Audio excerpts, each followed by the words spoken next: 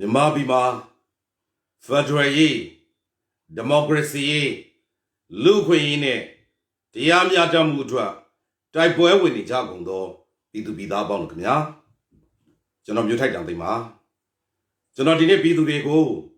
လက်ရှိရင်ဆိုင်နေရတဲ့ကိုဗစ်အကျပ်အတဲဒီ humanitarian crisis ကြီးကိုအတူတူအားလုံးလက်တွဲပြီးတော့ကျော်လွှားသွားလို့ရအောင်လို့ဝိုင်းဝန်းပြီးတော့တိုက်တွန်းခွန်အားပေးမျှဝေချင်တာလေးတွေရှိပါတယ်အထူးသဖြင့်တော့ကျွန်တော်တို့အခုမြန်မာပြည်လက်ရှိအနေအထားအရှိကိုအရှိတိုင်းကျွန်တော်တို့မြင်နိုင်ဖို့လိုပါတယ်ဆိုတော့မြန်မာပြည်ရဲ့လက်ရှိ COVID-19 third wave ပေါ့တတိယလှိုင်းကမြန်မာပြည်မှာတော်တော်လေးကိုကူးစက်မှုမြန်နေပြည်သူတွေတော်တော်များများလည်းကူးစက်ခံနေရတယ်တချို့ဆိုလို့ရှိရင်လည်းကူးစက်မလားမကူးစက်ဘူးလားဆိုတာလည်းမသိဘူးပေါ့သို့တော်လည်းအနေနဲ့အများတော့ကူးစက်နိုင်ကြတယ်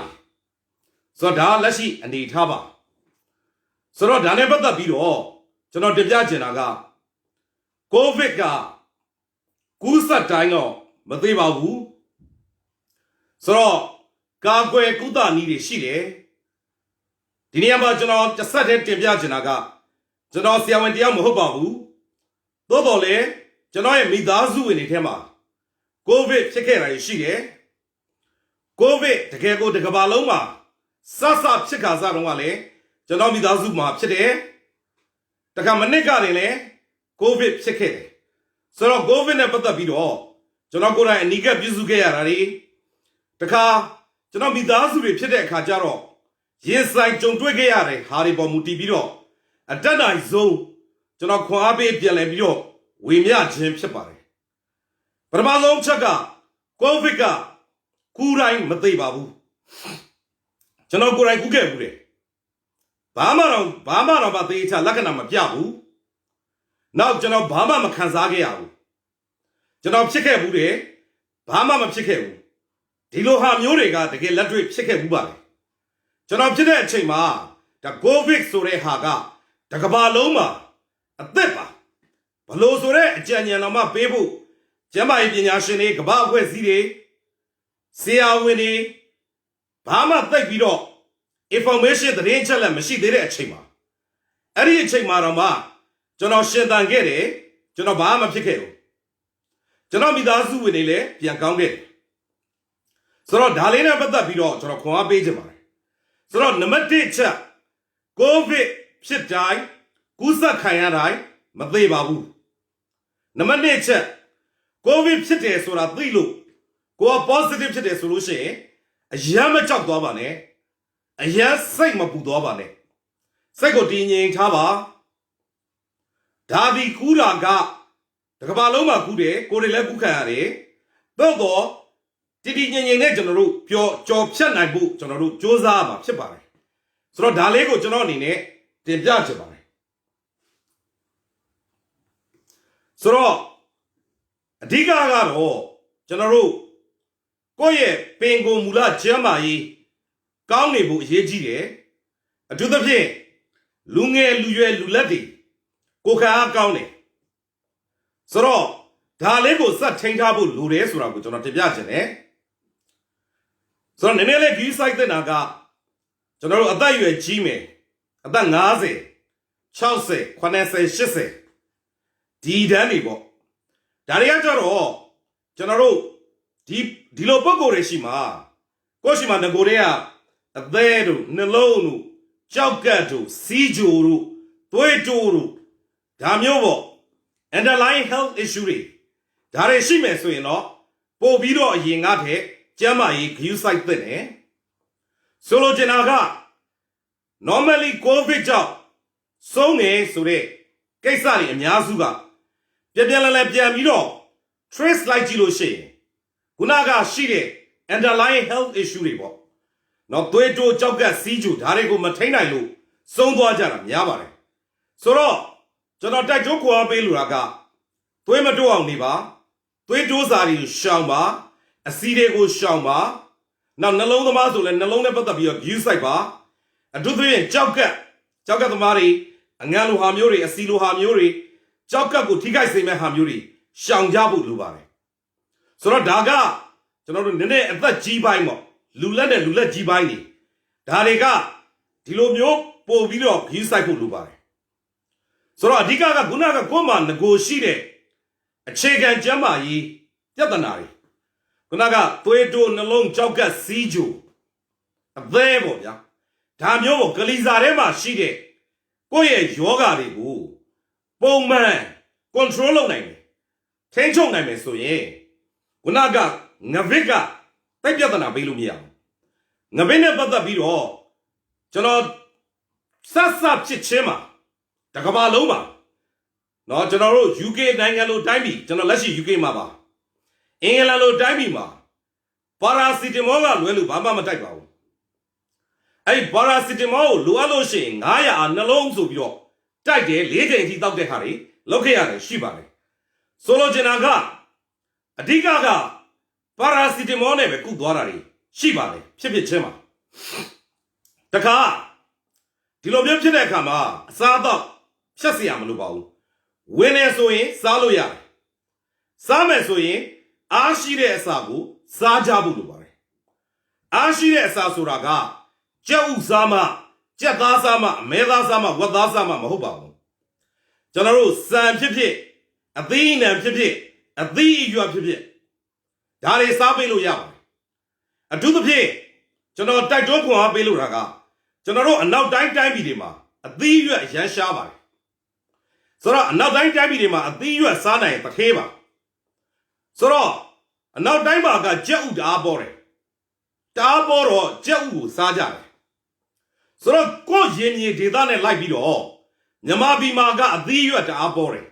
ဒါကကျွန်တော်တို့အတွက်တကယ်ကိုကံကောင်းခြင်းလက်ဆောင်ပါဆိုတော့ဒါက blessing ပါဒါကိုကျွန်တော်တို့အသုံးချလို့ရတယ်ကစွေးရလိုဟာမျိုးများများစားပါခရမ်းကျင်သီးလိုဟာမျိုးတွေစားပေးပါတန်မြာသီးလိုဟာမျိုးစားပေးပါချမောင်ရွက်လိုဟာမျိုးတွေစားပေးပါအဓိကဘာကောင်းတယ်ဆိုတာထက်ဒါတွေကကိုယ့်ရဲ့ကိုယ်ခံအားကိုမြင့်ပေးတဲ့အရာတွေပါဆိုတော့ဒါတွေဒီအမြင်ပါတဲ့အစာဖြစ်တဲ့အတွက်ကိုယ့်ရဲ့ခန္ဓာကိုယ်မှာတခြားယောဂတွေကိုလည်းထိမ့်ပေးပါလေဟင်းနုတွေလိုဟာမျိုးဖရဲသီးလိုဟာမျိုးအသီးရွက်တွေများများစားပေးဖို့လိုပါတယ်ဆိုတော့ဒါမျိုးတွေစားခြင်းအပြင်မိမိရဲ့ကျန်းမာရေးနဲ့ကိုယ်ခံစွမ်းအားယောဂဖြစ်လာမှုတွေကိုကျွန်တော်တို့တိုက်ဖြတ်နိုင်တယ်ကိုယ်ခံစွမ်းအားကိုမြင့်တင်ပေးနိုင်တယ်တခါကြက်သွန်နီကြက်သွန်ဖြူခြင်းစပယ်လင်ငရုတ်သီးစိမ်းဒါတွေစားဖို့လိုပါတယ်အဓိကကိုယ့်မြန်မာပြည်မှာပေါ်များများရှိတဲ့အသီးရွက်နဲ့ဟင်းသီးဟင်းရွက်ကိုများများစားပါအကျော်မစားကျင်လို့ရှိရင်ရေလုံပြုတ်စားပါဟင်းကြိုလေးတောက်စားပါအချော်မုံတော့မသုံးပါနဲ့စားတွေလျှော့စားပါဒီလိုနီးအားဖြင့်မိမိရဲ့ခန္ဓာကိုယ်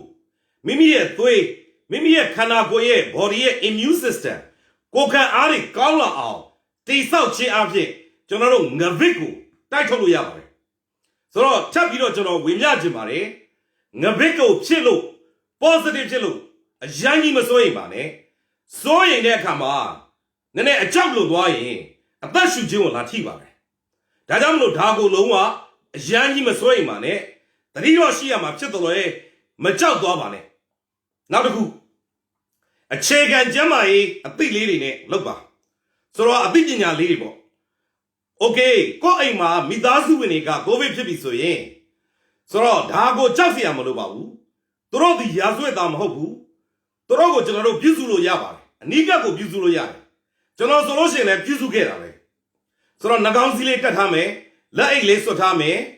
လက်ကိုပုံမှန်လေးဆေးမယ်စက်ပြာနဲ့ဆေးလို့ရပါတယ်ဒီလိုနည်းတွေနဲ့ကိုယ့်အိမ်သားတွေကိုကိုပြုစုလို့ရပါတယ်နောက်တစ်ခုနည်းနည်းကိုကအသက်ရှူကြက်ချင်တယ်ဆိုလို့ရှိရင်ရင်နွမ်းခွေကိုရှူပါဒါကကျွန်တော်တို့ဆရာဝန်မဟုတ်ဘူးဆိုတာကျွန်တော်တင်ပြထားတယ်နော်တော့ကျွန်တော်လက်တွေ့ကြော်ဖြတ်ခဲ့တဲ့အတိုင်းတာကိုဗစ်လူနာကိုကျွန်တော်ကူညီခဲ့တဲ့ကျွန်တော်မိသားစုဒီပေါ်မှာမူတည်ပြီးကျွန်တော်အတွေ့အကြုံကိုဝေမျှခြင်းဖြစ်ပါတယ်အသုံးပြလို့ရှိရင်အစဉ်ပြေရင်သုံးကြည့်ပါကျွန်တော်တို့ရင်နွေးစုစုထဲကိုကျွန်တော်စားထည့်တယ်နော်ဒါမှမဟုတ်ရှင်လဲကျွန်တော်ပယုတ်စီထည့်တယ်နော်နောက်တစ်ခါကျတော့ကျွန်တော်ဟိုထည့်တယ်တမယာလီမွန်အခွန်တွေထည့်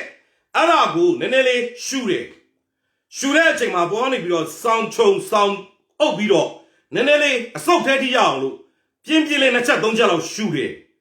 Damn your lego, Shuragale, who Namilla John was with Shudi Amalabo, Damanebo, Alazo Yai. Aram your Damaneko, Danego, Lady Law, Shubeje Abje, Aguni Yarning. Now, Covid Luna Gujanarua, our baby bar, Dilonio Saita in Ari, baby bar. Dilo Nine, the Gago shed them body. Tapijano, we Miajimare, Covid job, oxygen jar got the buy. Oxygen jar, no oxygen bail be a much today. Money. Malore, oxygen malore, Sonoro Gusa can do this way. Gunalo Nile and Telo Yare. No, Ara go to no Wimajane. Now, Neon G. Neon G D, Covid go, General, a tiny up. To Piamino type of pinang. Type of Niama, a cool G penang, Luton, Tisacalone, don't you? But that's what you know, and now Dynama. Vitamin D the reward. Araga Neon G. Neon G sway. Lolo, my yard, Ludigo, Tiger. Tarego Donjare, Surago, General, let wait, look at Janari, she. So Daddy General Wimia, Jabage Tipare, Togo, Ted Juane, Jama Yashin Shige, Yamabima says the now in any Shige, Lime over the telephone, Kunini Shige, Sia Winnie, Jama Yashin, Tuna Beauty, Parahida the Mari, Torone Timema, Janya Yuba, Janoni and Temjanaga, a Thea Mia Saba, a Thea Mia Saba, Jama out Alonina Go, Mimi Coca Agu. Niente lo yare surago, General Wimajamar. Hobby, no abu, Yamabi Lashi Chinny and Nitaga, Pajam Chitale. Soraro, Tejare, Meo Lino, Jung Malu, Dagaro Mame, Damame, General Gu, Yamabi Drebua, Passasola Dazia, Alcigia Bole, Dazia, a good not so, the Jovoraba, Dazia and Itali Chit. So, Meo like a Pitubo, below Jumba, Couchy, yes at the Lesro. Alcigia Olema Bay, Turodra Luke. Pere Sanigo Pege, Turodra Bejude. Pajale, Turota Temale, and Biaji Chin so that the language on a teacher yard. Now the car, a good Pidureani Biro, the day Pela Shiba, eh? Says I need Sans I need big hiney. Below my young Lesro. Sani sailing on where my pela. Mimi go rangale, Makuni Rabi, Pidurego, Lumio Tong Tapsamu Lonere, see also Chetes Rabu, Jonatiniana Libio, Tamamiro, de Viagine. And all, Yanduga Gogo. Gogo. There's a Genechima, Shin down Nitania, Generoda, Dona Eva. General Shin down Nijame, Gemma on Nijame. Yanduma, yes, Yoma, Bassate, a Janyan in it, a Jansi in it, Palanchabi lonely as Rago, General Thea. So, Agu, COVID-19, Tatia Langa, Loa Mayodabu, Dadi, man-made crisis bar. May I like no Dominica looked up Chibari. Sitaka Dominica looked up Chibari. Bajan Lesoro, General Dola Yejigo, Turo, Paloma. Nay, Nilo Miabu, Turo show me with Sora Dua. Yes, a young man, couches, sailors one, General Pidurego, COVID-19, Tebenaga Ziwalanene, Takai Blagaba. Dadi crimes against humanity. Ludwa Mune Zubagu, Julondo, Chile di Nanga daga Yazwe Mujilo, a Debe Yamare, Di Yazwe Muyaware.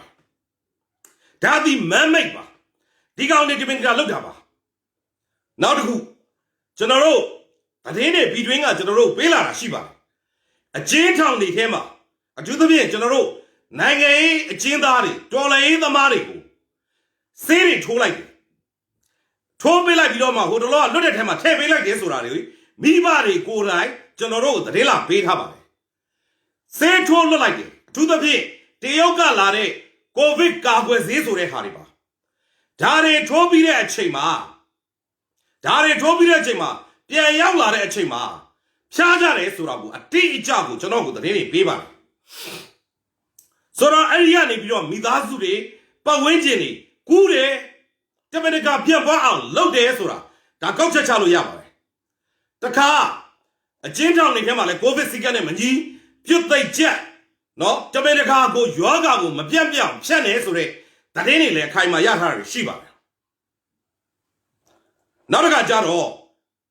ကျွန်တော်တို့အခုလက်ရှိဖြစ်နေတဲ့အနေထားကြောင်းနေတာတမန်တကာဖွင့်တယ်ဆိုတော့ဒီကိုဗစ်က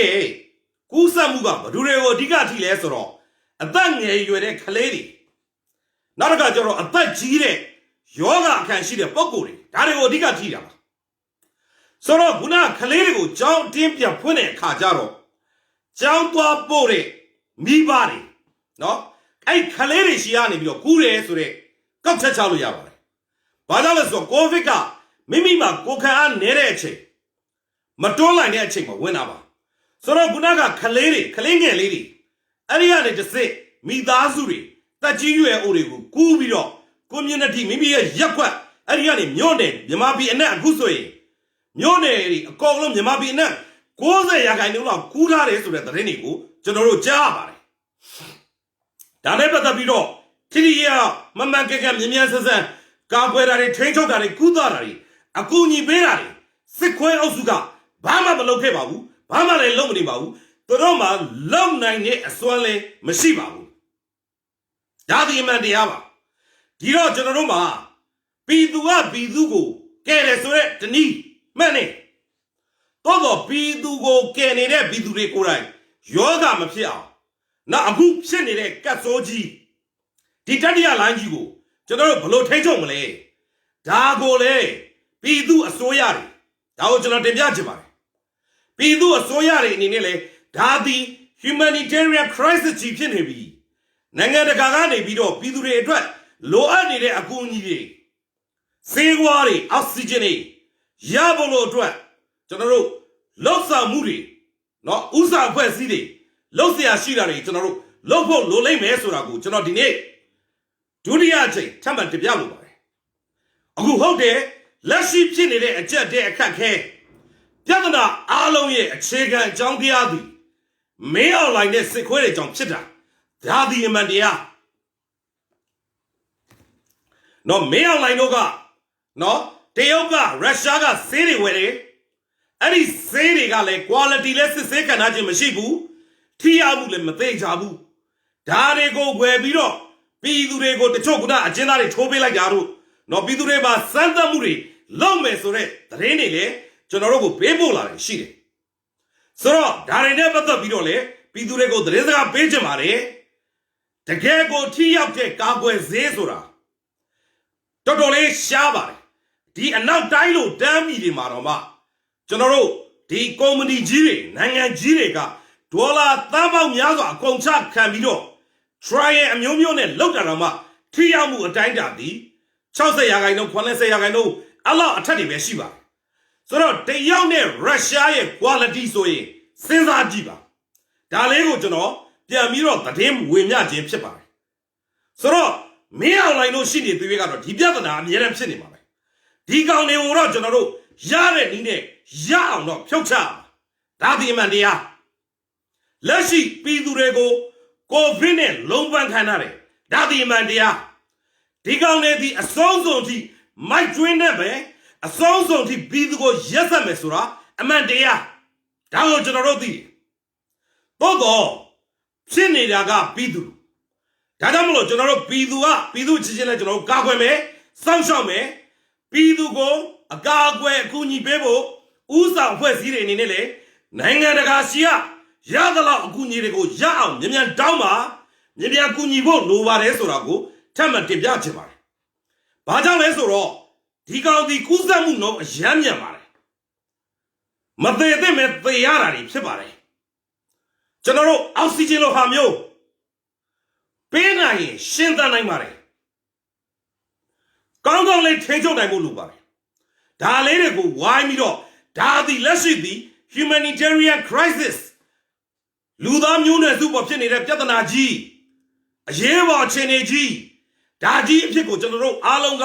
ခံယူပြီးတော့ဝိုင်းပြီးတော့လုပ်ကြဖို့လိုတယ်ဆိုတာကိုကျွန်တော်တို့တင်ပြချင်ပါတယ်စစ်ခွေးမင်းအောင်လိုက်လို့ဒီကိုဗစ်တတိယလိုင်းပြန့်နေရတဲ့အကြောင်းရင်းက နောက်တဲ့ဘာကြောင့်လဲတရုတ်စေးရုရှားစေးနဲ့ပြည်သူတွေကိုစမ်းလို့နော်ပြည်သူတွေကိုဂီနီပစ်တယ်လို့လုပ်လို့တခါကာကွယ်ကုသရေးစင်တာတွေကိုဖျက်ဆီးတယ်ပိတ်သိမ်းတယ်ခိုးပလိုက်တယ်ဒီကောင်တွေရဲ့စစ်တပ်ထဲအတွက်သုံးတယ်အခုမြန်မာပြည်မှာကျွန်တော်တို့သတင်းစကားကြားတာရှိပါတယ်လူဦးရေ2သန်းလောက်တန်း60တွေက2သန်းလောက်အားလုံးပေါင်း 3% လောက်ဒါကိုတော့နှစ်ချိန်စာဆေးထိုးပြီးပြီအဲ့ဒါတွေကလည်းသူတို့စစ်တပ်နဲ့စစ်တပ်မိသားစုကိုပဲထိုးပေးရတယ်ဆိုတဲ့သတင်းတွေကြားပါတယ်ဘလောက်ရက်ဆက်ရုံပါတယ်လဲတကယ်ကို crimes against humanity ပါပြည်သူတွေကိုဒါသည် genocide ပါဒီကောင်တွေလုပ်နေတာဖြစ်ပါတယ်နောက်ကုသပေးတဲ့လူတွေဖမ်းနေထောင်ချတယ်ဒါတွေဒီလေတရားဥပဒေမှာဒါတွေဒီလေတမန်တကာလှုပ်ချင်းရွာချက်ရှိလှုပ်ချင်း crimes against humanity မြောက်အောင်လှုပ်ချင်းနဲ့ကျွမ်းဝင်ပါတယ်တခါကာကွယ်ဆေးတွေအကုန်လုံးသူတို့တက်ယူသွားတယ်နော်ပြည်သူကိုထိုးပေးဖို့အရှိကပြည်သူအစိုးရကစီစဉ်ခဲ့တဲ့နော် immunization vaccination system တွေစနစ်တွေကိုဖျက်ဆီးပလိုက်တယ်ပြည်သူကမလုပ်ပေးဘူးဒါသည်ရွာချက်ရှိစနစ်တကျပြည်သူကိုပတ်ဆက်ကောက်ချင်းနဲ့လောက်ကြံခြင်းဖြစ်ပါတယ်ဒါသည် crimes against humanity မြောက်ပါတယ်ဒါကြောင့်ဒီကောင်တွေရှိနေသွေးကတော့ဒါတွေကတော့အမြဲတမ်းဖြစ်နေမှာသိကြတယ်ဆိုတော့ဒီကောင်တွေကိုဖြုတ်ချဖို့ကျွန်တော်တို့ကျမ်းမာဖို့လိုတယ်နေကောင်းဖို့လိုတယ်အားရှိဖို့လိုတယ်ကျွန်တော်တို့ရှင်သန်နေဖို့လိုတယ်ဒါမှသာကျွန်တော်တို့ဒီကောင်တွေကိုရအောင်ဖြုတ်ချနိုင်မှာဖြစ်တယ်ဆိုတော့ဒါလေးကိုပြည်သူတွေကိုကျွန်တော်ထပ်မံပြီးတော့တင်ပြလိုပါတယ်နောက်တစ်ခုကျောင်းတွေဖွင့်ရုံးတွေဖွင့်အတင်းကျပ်တွေလုပ်ဆိုတော့ကိုဗစ်ကပို့ပြီးတော့ပြတ်တယ်အစိုးဆုံးကတော့ကိုဗစ်ကိုဂယုမဆိုင်ခဲ့နဲ့နော် second wave တွေဖြစ်နေတယ်အဲ့ဒီမှာကုသရေးကာကွယ်ရေးထိန်းချုပ်ရေးတွေလောက်ခဲ့တဲ့ကျွန်တော်တို့ရဲ့ပြည်သူအစိုးရကလုပ်နေတဲ့အချိန်ထိန်းချုပ်တိုင်းဂါဇပဲရှိသေးတယ်အဲ့ဒီအချိန်မှာပြည်သူရဲ့အသက်ကိုလုံးဝတောက်ဂယုမဆိုင်ခဲ့ခွေးမသာမင်းအောင်လိုက်တဲ့စစ်ခွေးတစုစစ်ခွေးတွေဟဲ့အောင်နေစစ်ခွေးတွေဟဲ့စစ်သားတွေစစ်ခွေးတွေရက်ခွေးတွေမင်းတို့ကောင်းနေမင်းတို့အဖေမင်းအောင်လိုက်ကိုဝိုင်းပြီးလုပ်တယ်ဆိုရင်မင်းတို့ကောင်းနေကြောက်ဖြစ်တာတသက်ကဘာမချေဘူးမင်းတို့ကောင်းနေငါတို့ပြည်သူတွေကနေကောင်းနေပြီးတော့ကျမ်းမအောင်နေပြီးတော့ရအောင်ဖြုတ်ချမယ်ရအောင်တရားစီရင်မယ်ဆိုတော့ကျွန်တော်ထပ်မှန်ပြီးတော့တင်ပြလိုတာကကိုဗစ်ဖြစ်တိုင်းမကြောက်ပါနဲ့စိတ်ဓာတ်မကြပါနဲ့မိမိရဲ့ကိုယ်ခံအားမြင့်အောင်နေပါရှင်သန်နေဖို့လိုတယ်ကျွန်တော်တို့ပြည်သူတွေအတွက်အခုလက်ရှိအနေအထားကနေ့စဉ်တော့ပြင်းပြတဲ့ကျွေးနေတယ်ဒါကိုကျွန်တော်တို့စောင့်ကြည့်အောင်ပဲဆိုပြီးတော့ကျွန်တော်တို့လုပ်လို့မရပါဘူးကျွန်တော်တို့စောင့်ကြည့်ဖို့အချိန်မရှိပါဘူးဒါကြောင့်မလို့ဥဆောင်အဖွဲ့အစည်းတွေကျွန်တော်ထပ်မံပြီးတော့တင်ပြချင်ပါတယ်မြန်မာပြည်ရဲ့လက်ရှိအနေအထားကတာတရားစီရင်ခံနေရဘလူးနဲ့အမေနဲ့ပြည်သူပေါ်မှာဘသူကအမေရင်းလဲဆိုတဲ့ဟာကိုကျွန်တော်တို့ကြည့်ရမယ့်အနေအထားရောက်လာနိုင်ပါတယ်ရောက်နေပါပြီဒါကြောင့်မလို့ကျွန်တော်တို့ရဲ့လှုပ်ရှားရှိတာတွေကိုကျွန်တော်တို့မြန်ထက်တဲ့လှုပ်ရှားရှိတာတွေလုပ်ဖို့လိုပါတယ်နိုင်ငံတကာအကူအညီတွေကိုအစိုးရတွေပြီးတောင်းဖို့လိုပါတယ်မြန်လေးကိုကျွန်တော်တို့အစိုးရပြီးပေးနိုင်ဖို့တွေလည်းလိုပါတယ်ဒါလေးကိုလည်းကျွန်တော်ပြည်သူတွေရဲ့ကိုစားပြည်သူအသံတွေအတွက်ကိုကျွန်တော်ပြန်လည်ပြီးတော့တင်ပြလိုပါတယ်ဆိုတော့ကျွန်တော်တို့အခုပြည်သူတွေကဒီကိုဗစ်နဲ့နဘန်းလုံးနေရတဲ့အချိန်မင်းအောင်လိုင်းနဲ့စစ်ခွေးတွေကဒါကိုအခွင့်ကောင်းယူပြီးတော့ lockdown ကိုချဖို့လုပ်နေတယ်တခါစာသင်ကျောင်းတွေထဲမှာတက်ဆွဲတာတွေလုပ်နေတယ်တခါမျိုးပြရဲ့နေရာအနှံ့နေမှာအချကြတဲ့နေရာတွေမှာတက်စခန်းဆွဲတာတွေလုပ်နေတယ်မျိုးပြတိုက်ပွဲတွေအတွက်မျိုးသိမ်းတိုက်ပွဲတွေကိုခုခံဖို့အတွက်ဒီကောင်တွေကစနစ်တကျ plan ဆွဲပြီးတော့ပြန်လုပ်နေတယ်ဆိုတာကိုတက်တွင်းကသတင်းပေးလာတာရှိပါတယ်တက်ထဲမှာဖျဲသီးတွေရှိတယ်အဲ့ဒါကိုကျွန်တော်လက်ခံတယ်ဒီလိုတက်တွင်းကဖျဲသီးတွေဒီပြည်သူစစ်သားပြည်သူရဲဒါတွေကိုကျွန်တော်တို့လေးစားတယ်ကြိုးစိုးတယ်အနေထားတရားရချက်ချင်းထွက်လာလို့မရသေးလို့ခဏနေနေတာဖြစ်တယ် တက်ထဲမှာဖျဲသီးတွေရှိတယ်ဒီဖျဲသီးတွေကိုလက်လိုက်ကြိုးဆိုတယ်အများဆုံးထွက်ခဲ့ပါနောက်တစ်ခုထွက်လို့မရသေးရင်သူတို့ရဲ့ information တွေကိုအခုလိုပဲပြည်သူကိုအသိပေးပါဒါလေးကိုကျွန်တော်ထပ်မှန်ပြီးတော့တင်ပြလို့တယ်ဒါကြောင့်မလို့ဒီစစ်ခွင်းနဲ့မင်းအောင်လိုင်းတို့အုပ်စုစိုးဝင်းတို့ဒီလိုစစ်အာဏာရှင်စနစ်ရှိနေသူ၍ပြည်သူကအမြဲတမ်းဒုက္ခရောက်နေမှာပဲဒါတွေစမဖြစ်အောင်လို့ကျွန်တော်တို့ပြည်သူတွေအားလုံးကဒီကောင်တွေအားလုံးကိုကျွန်တော်ရအောင်ဖြုတ်ချရမှာဖြစ်တယ်ရအောင်တိုက်ပွဲဝင်မယ်ဒီတိုက်ပွဲကိုနိုင်ဖို့လို့အတွက်ပြည်သူတွေကျမ်းမာနေဖို့လိုတယ်အားရှိနေဖို့လိုတယ်ရှင်သန်နေဖို့လိုတယ်အဆုံးသတ်တိုက်ပွဲကိုအဆုံးဖြတ်ပေးမှာပြည်သူတွေဖြစ်တယ်ကျွန်တော်တို့ဒီຫນွေဥတော်လှန်ရေးကြီးကိုစတင်ခဲ့တာပြည်သူဥဆောင်နေတာပြည်သူဆက်လက်တိုက်ပွဲဝင်နေတာပြည်သူမြို့သိမ်းတိုက်ပွဲတွေမြို့ပြကာကွယ်ရေးတွေမြို့ပြပြောက်ချရေးတွေလုပ်နေတာပြည်သူနောက်အနာဂတ်ကိုလည်းအဆုံးဖြတ်ပေးမှာလဲပြည်သူသာဖြစ်တယ်ဒါလေးကိုလည်းကျွန်တော်တင်ပြချင်ပါတယ်ဒါကြောင့်မလို့ပြည်သူရဲ့မျက်နှာကအရေးကြီးတယ်ပြည်သူရဲ့ဆန္ဒကအရေးကြီးတယ်ပြည်သူရဲ့အသံကအရေးကြီးတယ်ဒီပြည်သူရဲ့အသံပြည်သူရဲ့ဆန္ဒဒါကိုစန့်ကျင်ပြီးလုပ်လို့မင်းအောင်လိုင်းနဲ့စစ်ခွဲတွေမကြခင်မှာဒီကုန်းချုပ်မှာဖြစ်တယ်ကိုတက်ကိုစုကိုစုကိုပတ်အဲ့ဒီကိုဗစ်နဲ့ပဲသူ့ရဲ့စစ်ခွဲရဲခွဲတွေခွဲတွေဝတ်သိမှာဖြစ်တယ်ကျွန်တော်တို့တွေပြည်သူတွေကအနိုင်ရမှာဖြစ်တယ်ဘာကြောင့်လဲဆိုတော့သူတို့ထိုးလာတဲ့ဆေးတွေဒီရုရှားဆေးတွေတရုတ်ဆေးတွေဘာမှအာမခံချက်မရှိပါဘူးဒါကြောင့်အဲ့ဒီဆေးတွေကြောင့်ပဲဒီကောင်တွေကိုဗစ်ဖြစ်ပြီးတော့ခွဲတွေဝတ်သိမှာဖြစ်တယ်ဒါပြင်ကျွန်တော်တို့ပြည်သူတွေကနော်ဒီလောက်ဒီလိုရေဆိုင်နေရတာတစ်ဖက်မှာလည်းရန်သူကိုနေစဉ်အမက်ချွေတယ်မြို့ပြပြောက်ကြားတွေကလည်းတိုက်ပွဲတွေဆက်ဖော်တယ်မြို့ပြကာကွယ်ရေးကလည်းရန်သူကိုဆက်ပြီးတော့ချော့ကိုတိုက်တာတွေအမက်ချွေတာတွေလောက်နေတယ်တော်လှန်ရေးသမားတွေကဥတီချက်မပြောင်းသွားဘူးရည်ရွယ်ချက်မပြောက်သွားဘူးတစ်ဖက်မှာကကိုဗစ်ကိုလည်းရေဆိုင်တွန်းလှန်နေတယ်လို့တစ်ဖက်မှာလည်းစစ်ခွဲတွေကဘာကြောင့်ဒီလိုလုပ်တယ်လဲဆိုတော့နောက်ွယ်ရအကြံစီကိုသိတယ်ဒါကြောင့်မလို့ကိုဗစ်ကတော်လှန်ရေးသမားတွေကလည်းလောက်เสียရှိတာကျွန်တော်တို့တွေဆက်လုပ်နေကြတယ်အရေးတော်ပုံကြီးကိုကျွန်တော်တို့ပြည်သူတွေအားလုံးစုပေါင်းဆွဲအားနဲ့နိုင်အောင်တိုက်မယ်နိုင်ကိုနိုင်မှာဖြစ်တယ်ဆိုတာကိုကျွန်တော်တင်ပြချင်ပါတယ်နောက်ဆုံးဒီကုန်းချုပ်အနေနဲ့ကိုဗစ်နဲ့ပတ်သက်ပြီးတော့နော်ထပ်မံပြီးတော့သတိပေးလို့ပါတယ်အသားငါချက်ဥစားမှာမဟုတ်ပါဘူးအသီးရွက်ပဲ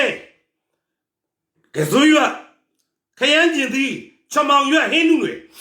မြင်းခွာရက်ဒါလေးတွေမြင်များလေးစားပေးပါဒါတွေဒီမြမပြည်အတွက် blessing ပါကံကောင်းခြင်းတွေပါစားပေးပါအဲ့ဒါဒီလေတကယ်ကိုအထောက်အကူပြုပါတယ်နောက်ကငရေကောင်းမင်းများနဲ့ဟင်းကြိုလေးတွေဟင်းကားလေးတွေတောက်ပါဒါတွေဒီလေအထောက်အကူအများကြီးဖြစ်ပါတယ်နောက်တစ်ခါကျတော့အသက်ရှူချက်မယ်ဆိုလို့ရှိရင်ရင်နွေးကုန်ရှူပေးပါ